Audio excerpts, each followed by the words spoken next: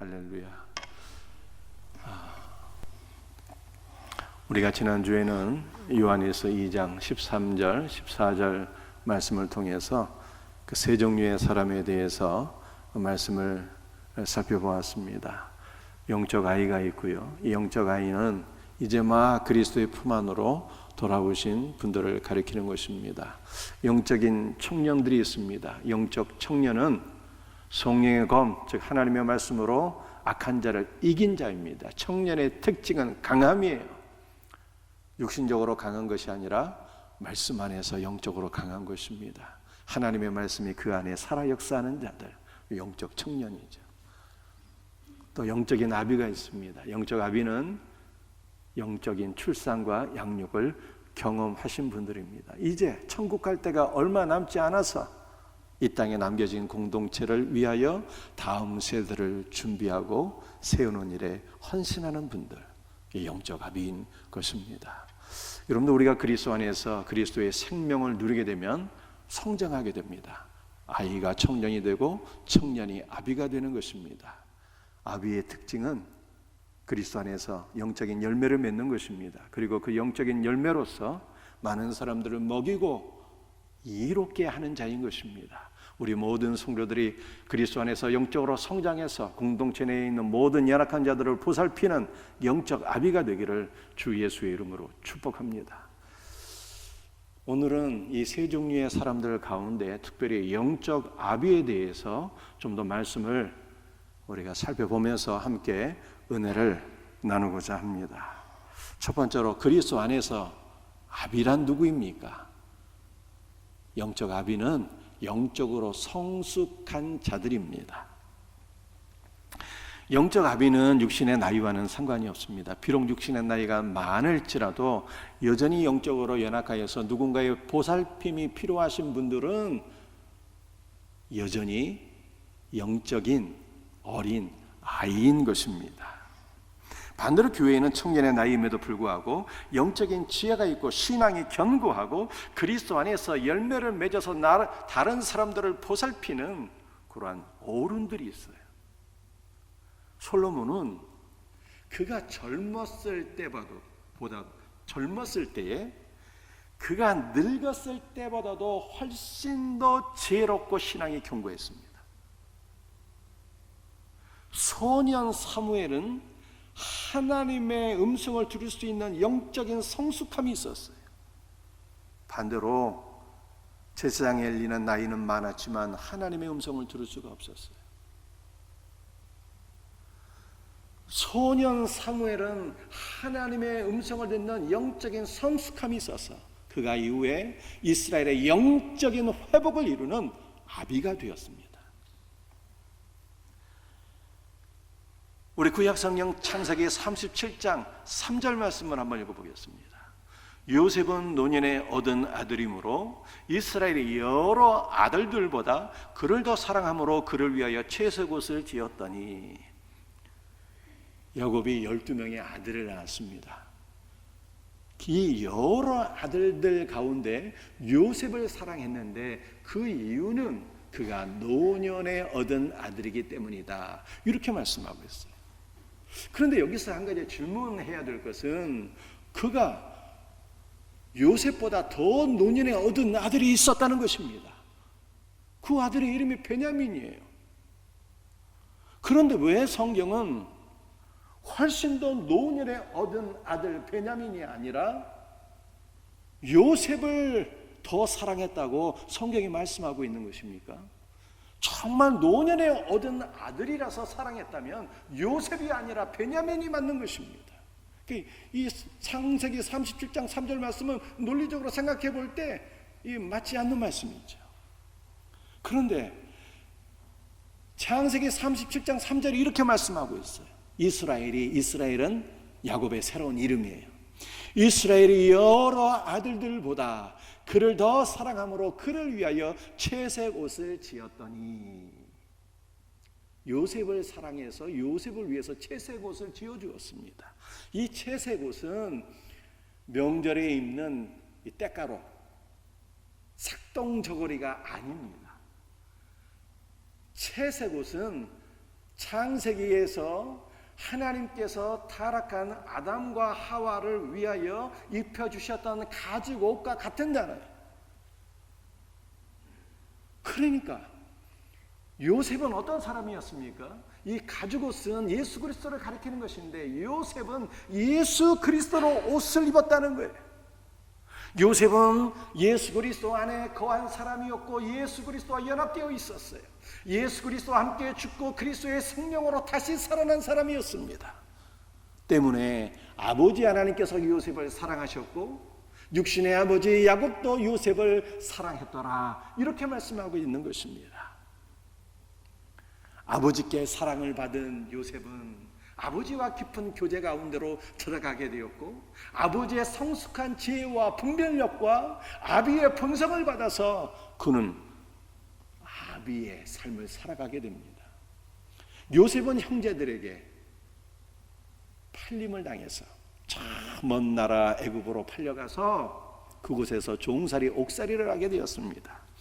이후에 요셉이 총리 대신이 되었을 때 형들을 다시 만나게 되었는데 형들이 막 무서워서 벌벌 떨잖아요.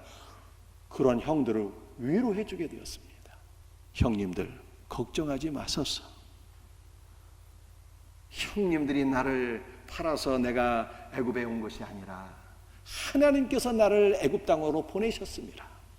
하나님께서 나를 통해서 애굽과 전 세계를 구원하기 위하여 나를 이곳으로 보내셨사오니 당신들은 염려하지 마소서, 두려워하지 마소서, 이렇게 위로를 해주게 되었어요.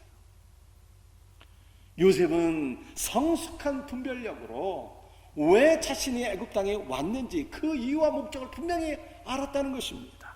총리가 된 요셉은 아비의 본성으로서 자기의 가족과 애굽 사람들과 전 세계 만민을 먹이고 구원하는 아비의 삶을 살게 되었습니다.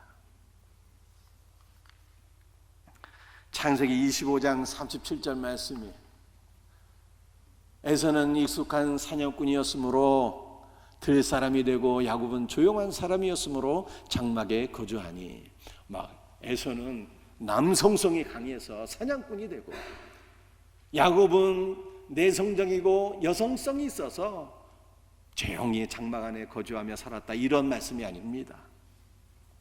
야곱은 조용한 사람이었는데 그 조용하다는 것이 성숙하다, 완전하다는 뜻이에요.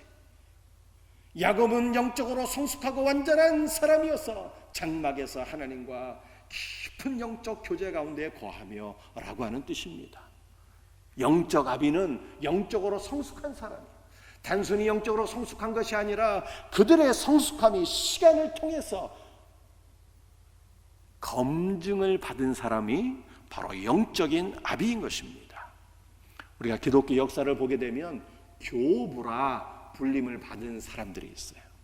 교부는 사도들의 제자로서 기독교 신학, 기독교 교리의 주춧돌을 놓은 사람들입니다.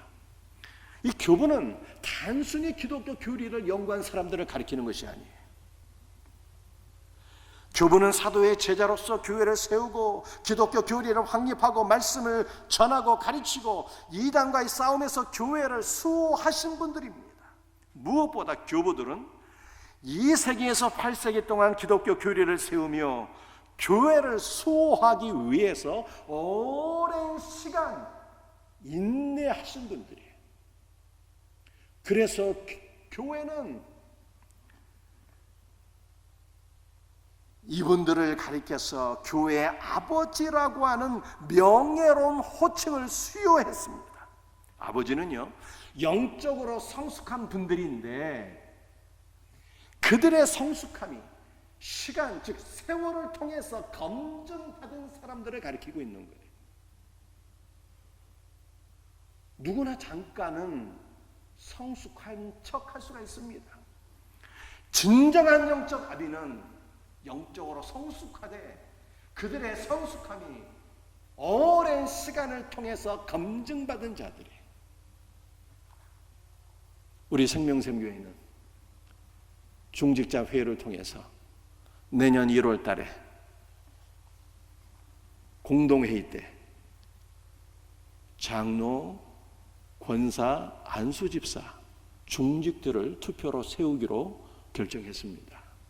그런데 우리 대한예수교 장로회 합동 측 헌법을 보게 되면 나라에만 헌법이 있는 것이 아니라 교단에도 헌법이 있어요.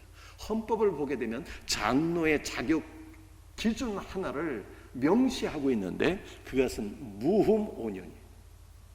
여러분들 무흠 5년이 어떠한 뜻일까요?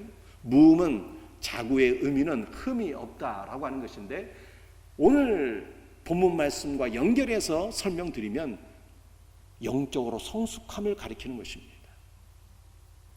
5년이라고 하는 것은 무엇을 뜻하는 것입니까? 영적인 성숙함이 5년이라고 하는 시간을 통해서 검증을 받아야 된다는 뜻입니다. 그러므로 교회 장로는 신앙이 성숙하다고 다 되는 것이 아니에요.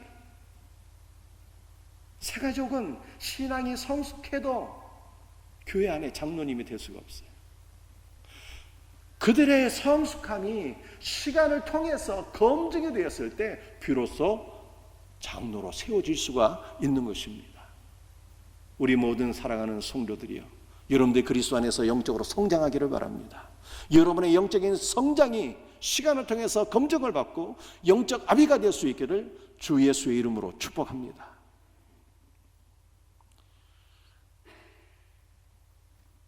영적인 아비는 누구일까요? 성숙한 사람이고 그 다음에 두 번째로 영적 아비는 자녀를 돌보는 자예요. 자녀를 낳기만 하고 돌보지 않는 아버지가 있다면 그 자녀들은 일평생 방치된 가운데 고통스럽게 살아가게 됩니다. 참 아비는 자신을 위해서 사는 자가 아닙니다. 아버지는 땀 흘려 일해서 가족의 생계를 책임지며 사랑으로 자녀들을 보살피는 자입니다.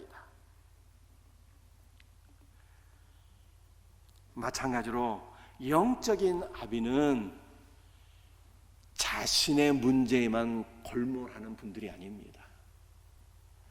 영적인 아비는 왜 교회에서 나를 보살펴주지 않는가 이것 따지고 있는 분들이 아니에요. 오히려 영적인 아비는 교회 안에서 누가 연약한가, 누가 힘없고 약한 자들인가를 살펴보면서 그러한 분들을 사랑으로 보살피는 자들입니다. 여러분들 보살핀다는 것이 무엇입니까? 유교적인 사상에 빠져서 막 군림하고 억압하는 것이 아니라 그리스도의 사랑으로 섬기는 것, 이것이 바로 보살피는 거예요. 여러분들 우리가 새벽에 좀 특세가 진행 중에 있습니다. 아모스 말씀을 우리가 전하고 있는데 오직 정의는 물같이 공의는 마르지 않는 강같이 흐르게 할지어다 이렇게 말씀하고 있어요. 정의와 공의는 주 예수 그리스도를 가리키는 것입니다. 우리 예수님은 하나님의 공의가 되시는 분이에요. 우리 성도는 하나님의 의가 되시는 예수 그리스도와 연합되어서 작은 예수가 되어 그리스도의 사랑과 은혜와 생명과 섬김을 강물처럼 흘려보내는 삶을 살아야 됩니다. 이러한 분들이 영적 아비라는 거예요. 이번 주는 매우 중요한 한 주가 되겠습니다. 왜냐하면 생명샘 축제를 한 주 남겨두고 있기 때문입니다. 우리가 이번 주에 해야 될 중요한 일들이 있어요. 새벽을 깨어서 기도하시기를 바랍니다. 교회 안에 연약한 지체들을 위해서 기도하는 성도들이 영적으로 성숙한 성도들이 우리가 이번 주에는 정말 그리스도 안에서 그리스도의 사랑을 흘려보내는 삶을 살아야 돼요. 제가 오늘 아침에 카톡으로 간증 동영상을 보내드렸는데요. 여러분들의 사랑하는 우리 이웃들에게, 전도 대상자들에게 간증 동영상을 옮겨주시고 내용이 잠깐 한 4분 내지 5분 되는데 얼마나 내용이 은혜가 되는지 몰라요. 꼭 이 간증 동영상을 전달해 주시고 또 여러분들이 오늘 주부에 보면 초청장이 있는데요. 이 초청장도 방문해서 정중하게 전달해 주시고 사랑으로 섬기며 교제하는 삶을 사시기를 바랍니다. 영적 아비는 자기의 문제에만 빠져 있는 자가 아니에요. 누군가를 위해서 기도하며 사랑으로 섬기는 자가 바로 영적 아비입니다. 이와 같은 은혜가 우리 모두에게 있기를 주님의 이름으로 축복합니다. 영적 아비란 누구일까요? 성숙한 사람이며 자녀를 돌보는 자이며, 그리고 영적 아비는 태초부터 계신 일을 아는 자예요. 요한일서 2장 13절 말씀은 제가 읽어드립니다. 아비들아, 내가 너희에게 쓰는 것은 너희가 태초부터 계신 일을 알았음이요. 그런데 이 말씀이 한 번만 반복되는 것이 아니라 오늘 본문에 2번 반복되고 있어요. 13절과 14절. 이게 강조하는 거예요. 영적 아비란 누구인가? 태초부터 계신 일을 아는 자이다 라고 말씀하고 있는 것입니다. 그렇다면 태초부터 계신 이는 누구를 가리키는 것입니까? 여러분들 요한일서를 사도 요한이 썼잖아요. 그 사도 요한이 요한일서만 쓴 것이 아니라 요한복음을 기록했어요. 그래서 요한일서는 요한복음과 같이 연결해서 해석을 해야 되는 거예요. 태초부터 계신 이는 요한복음 1장 1절 말씀을 보게 되면 누구를 가리키는 것입니까? 말씀이신 그리스도예요. 태초에 말씀이 계시니라. 이 말씀이 하나님과 함께 계셨으니 이 말씀이 곧 하나님이시니라. 태초부터 계신 이는 말씀이고 말씀이신 그리스도를 아는 것이 성숙한 신앙이래.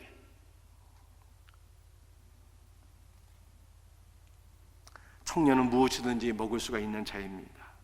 청년은 어떠한 말씀이든지 실족하지 않고 이해하고 믿고 순종하는 자입니다. 그런데 중요한 것은 아비가 되면 모든 말씀, 모든 지식은 하나로 모아지게 됩니다. 그것은 바로 태초부터 계신 이 곧 말씀이신 그리스도를 아는 거예요.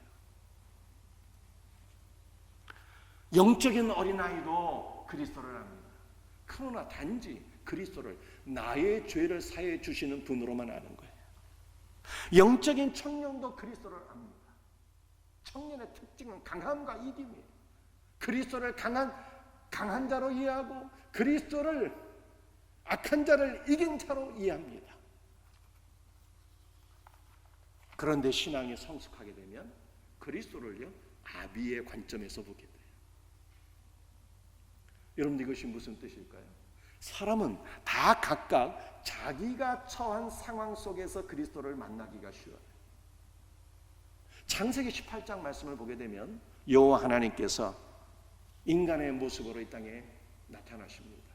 2명의 천사와 함께 이 땅으로 오셔서 소돔과 고모라 성으로 가는 도중에 아브라함의 집을 방문하게 돼요. 여러분들 히브리서 말씀을 보게 되면 아브라함을 비롯한 족장들은 이 땅을 순례자로 살았어요. 순례자로 살았던 아브라함은 하나님을 만나게 되는데, 여호와 하나님 주 예수 그리스도를 만나게 되는데 이 땅을 순례하시는 자로 하나님을 만나게 돼요.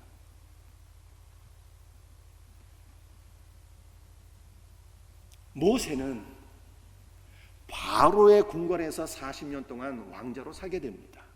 그 다음 40년은 광야에서 불같은 연단을 받게 됩니다.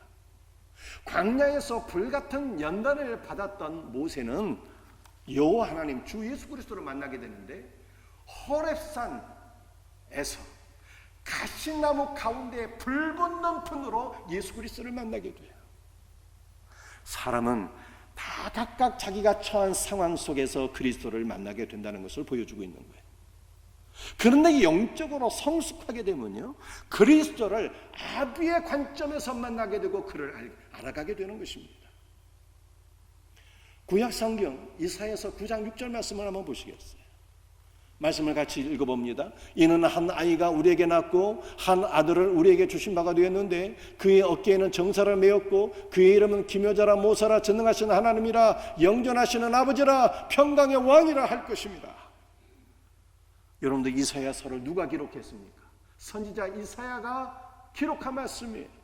선지자 이사야는 성군 우시아가 죽던 해에 나라와 민족을 염려하는 마음으로 성전 안에 들어가서 간절히 기도하다가 만군의 여호와 하나님을 만나게 됩니다. 그런데 그 만군의 여호와 하나님을 지금 어떤 분으로 고백하고 있는 것입니까? 한 아들을 만나게 되었는데 그 한 아들을 전능하신 하나님이라, 영존하시는 아버지라, 이렇게 고백을 했어요. 아비의 심령을 가진 자는 그리스도를 아버지로 만나게 돼요. 보다 더 정확하게 말씀드리게 되면 그리스도, 우리의 아버지이신 그리스도를 만나게 될 때 아비의 본성을 받아서 아비로 살아가게 되는 거예요. 여러분들이 이렇게 질문하실지 모르겠어요. 아니, 예수 그리스도는 성자 아들이신데 왜 아버지로 만나야 된다고 하는 것입니까? 성자 예수 그리스도는 분명히 아들이신데 왜 성경은 영존하시는 아버지라 이렇게 표현한 것입니까? 이렇게 질문할 수가 있습니다. 왜 그럴까요? 예수께서 우리를 창조하셨기 때문에 그분이 우리 아버지예요. 예수 그리스도는 우리를 먹이고 입히시고 기르시는 분이기 때문에 우리 아버지가 되시는 거예요. 하나님 아버지도 아버지시요, 성자 예수 그리스도 아버지시요, 성령 하나님도 아버지가 되시는 거예요. 우리는 삼위일체 하나님을 믿습니다. 아버지의 인격이 있고 아들의 인격이 있고 성령의 인격이 따로 계시는 거예요. 그러나 아버지는 아들 안에 계시고 아들은 아버지 안에 있고 아버지와 아들은 성령 안에 있고 성령은 아버지 안에 있는 거예요. 따라서 아버지와 아들과 성령을 나눌 수가 없어요. 그러므로 주께서 말씀하시기를 나와 아버지는 하나이다 라고 말씀하셨습니다. 그런데 참으로 중요한 것은 오직 아들을 통해서만 아버지를 만난다는 것입니다. 아들을 통하지 않고 아버지를 만나는 것은 기독교 신앙이 아니에요. 그건 유대교예요. 아들이 빠진 복음은 있을 수가 없습니다. 아들이 빠진 성령의 체험은 신비주의입니다. 우리는 오직 아들 안에서만 아버지를 만나게 되고 성령의 역사를 체험하게 되는 것입니다. 그리스도는 우리의 아버지가 되시는 거예요. 아버지이신 그리스도 안에서 아버지 하나님을 만나고 아버지의 본성을 받아 공동체를 먹이고 양육하는 영적 아비가 되기를 주 예수의 이름으로 축복합니다.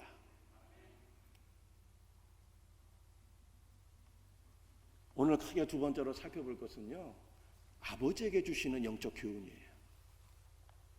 요한일서 2장 15절 말씀 한번 같이 읽어보겠습니다. 이 세상이나 세상에 있는 것들을 사랑하지 말라. 누구든지 세상을 사랑하면 아버지의 사랑이 그 안에 있지 아니하나니. 세상은 악한 영에게 사로잡혀 있어서 물질과 쾌락을 추구하는 타락한 세계를 가리키는 것입니다. 이 세상이나 세상에 있는 것들을 사랑하지 말라라고 말씀하고 있습니다. 쾌락과 물질주의에 빠져서 방탕하며 살지 말라고 하는 말씀인 것입니다. 세상을 사랑하면 아버지의 사랑이 그 안에 있지 않는다라고 말씀하셨어요. 빛과 어두움이 공존할 수 없는 것처럼 세상을 사랑하는 것과 아버지를 사랑하는 것은 결코 공존할 수가 없습니다. 세상을 사랑하게 되면 아버지의 사랑을 알 수가 없어요. 세상을 사랑하지 않는 자가 아버지의 사랑을 받아서 아버지의 사랑으로 공동체와 모든 열악한 자들을 먹이고 기를 수 있는, 보살필 수 있는 영적 아비가 되는 것입니다. 여러분들, 오늘 마지막으로 우리 말씀을 살펴보겠는데요, 레위기서입니다. 이 말씀을 잘 듣고 이해하셔야 돼요. 레위기 3장 1절 말씀을 한번 읽어보겠습니다. 화목제 제물을 예물로 드리되 소로 드리려면 수컷이나 암컷이나 흠없는 것으로 드릴지니. 12절 말씀이 만일 여호와께 예물로 드리는 화목 제물이 양이면 만일 그의 제물이 염소면. 화목제의 제물은 소와 양과 염소라는 거예요. 여러분, 이 말씀을 잘 듣고 이해하셔야 됩니다. 구약시대에는 5가지 제사가 있었어요. 번제, 속죄제, 속건제, 소제, 화목제가 있었습니다. 그런데 이 5가지 제사 가운데 번제와 속죄제는 비둘기가 제물로 드려졌어요. 물론 번제와 속죄제에서도 소와 양과 염소를 드릴 수 있지만 비둘기가 제물로 드릴 수가 있었어요. 여러분들, 번제는 헌신의 제사예요. 비둘기는 순결하신 예수 그리스도를 가리키는 것입니다. 순결하신 예수 그리스도의 헌신을 아버지께서 받으셔서 우리의 구원을 이루신 거예요.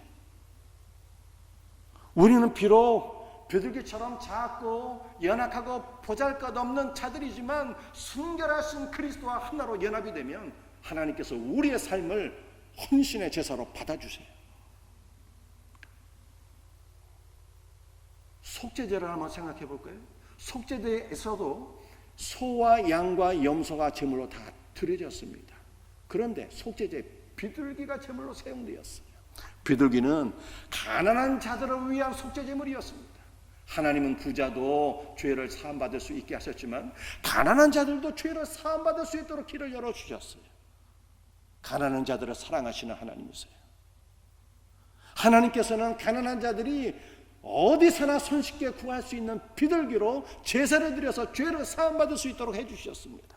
그런데 세 가지 제사에서는 비둘기가 제물로 드려질 수가 없었어요. 그것은 소제였고 속건제였고 화목제입니다. 소제는 곡물제사예요. 당연히 비둘기는 소제에서는 드릴 수가 없겠죠. 곡물제사이기 때문에. 속건제사는 배상의 제사입니다. 하나님의 것이나 이웃의 물건에 피해를 끼친 경우에 도둑질하거나 아니면 어떠한 이유로 남의 물건에 재산상의 피해를 끼친 경우에 배상하는 제사예요. 배상하는 제사. 도둑질한 물건이 있으면 그것을 다시 돌려주고 5분의 1을 더해서 돌려주고 여기에 더해서 하나님 앞에 최소한 양 한 마리 끌고 와서 제사를 드리는 거예요. 그래서 하나님께서는 다시는 죄를 지은 사람이 그 죄를 반복하지 못하도록 하신 거예요. 속건제는 배상의 제사입니다. 비둘기로는 배상이 될 수가 없어요. 비둘기는 속건제에서는 쓰지를 못했어요. 그런데 화목제이죠. 지금 제가 화목제를 얘기하려고 하는 거예요. 화목제는요, 비둘기를 드릴 수가 없어요. 여러분, 화목제는 감사제입니다. 감사제. 어떤 사람이 하나님 앞에 감사한 내용이 있어서 하나님 앞에 제물로 소와 양과 염소로 제사를 드리고 돌아와서 이웃들을 초대해서 파티하는 거예요. 화목제는 파티, 즐기는 제사예요. 내가 왜 하나님께 감사를 드렸는지 이웃들과 함께 나누면서 함께 즐기는 거예요. 그런데 비둘기 잡아갖고 누구 코에 붙이겠어요? 비둘기로는 이웃을 초대해서 파티를 할 수가 없어요.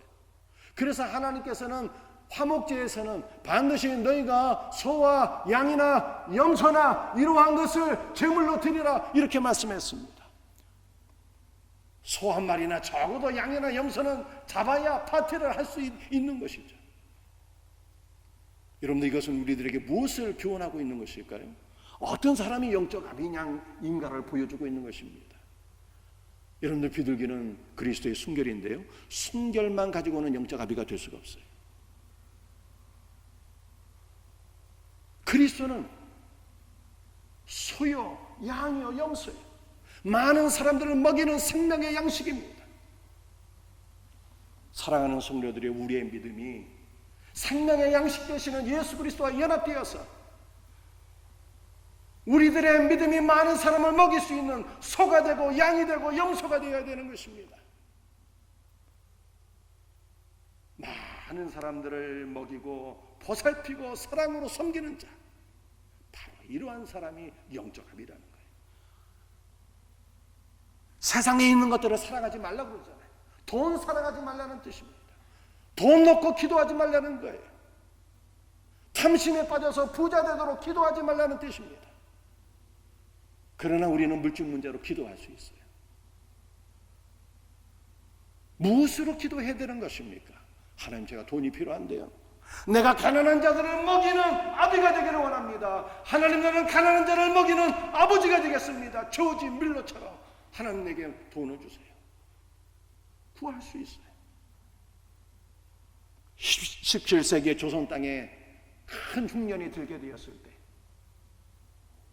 저 경주에 최씨라고 하는 부자가 있었는데 창고를 열어서 구휼미를 내었고 앞마당에 큰 가마솥을 걸어서 죽을 써갖고 마을 사람들을 다 먹였다잖아요. 종들에게 명령하기를 우리 집 인근 사방 백리 안에 있는 사람들은 굶어 죽는 일이 없도록 해라 라고 말했다고 하지 않습니까? 선한 부자, 의로운 부자지. 우리는 이와 같은 부자 되기 위하여 물질을 구할 수 있어요. 하나님, 나는 가난하고 소외되고 병든 자, 억눌린 자의 아버지가 되기를 원합니다. 내 많은 사람들을 영육간의 양식으로 먹이기를 원합니다. 하나님, 나에게 복을 주옵소서. 여러분들 기도하는 영적 아비가 되기를 주 예수의 이름으로 축복합니다. 사랑하는 성도들이, 여러분들 말씀의 은혜를 사모하십니까? 왜 우리가 말씀의 은혜를 사모하는 것입니까? 하나님 말씀을 통해서 우리에게 은혜를 주시는데 우리의 영을 회복시키기 위함이죠. 그런데 하나님께서 우리에게 말씀을 통해서 은혜와 생명을 주시는 것은 그 말씀으로 먼저 우리의 영이 회복되고 많은 사람들을 하나님의 말씀 생명의 양식으로 먹이는 영적 아비가 되라고 말씀을 통해서 은혜를 주시는 것입니다. 하나님의 말씀을 여러분 혼자만 먹고 끝내지 마시고 이 말씀을 많은 사람들과 함께 나누시길 바랍니다. 오병이어의 역사가 일어나는 거예요. 점점 말씀의 은혜가 풍성해지고 말씀을 통해서 영적 생명이 우리 안에서 차고 넘치게 될 것을 믿으시길 바랍니다. 사랑하는 성도들이요, 그리스도를 아버지로 만나셔야 돼요. 그리스도 안에서 아버지의 본성을 받고 아버지의 능력을 받고 아버지의 지혜를 받고 그 많은 사람을 먹이는 영적 아비, 영육간의 양식으로 많은 사람을 먹일 수 있는, 보살필 수 있는 영적 아비가 되기를 주님의 이름으로 축복합니다. 말씀을 마치겠습니다. 영적 아비는 영적으로 성숙한 자예요. 그들의 성숙함이 시간을 통해서 검증된 분들입니다. 영적인 아비는 그리스도를 아버지로 만나는 사람이에요. 아비의 본성을 받아서 그리스도의 사랑으로, 그리스도의 본성으로 많은 사람들을 영육간에 먹이고 사랑하고 보살피는 자들이에요.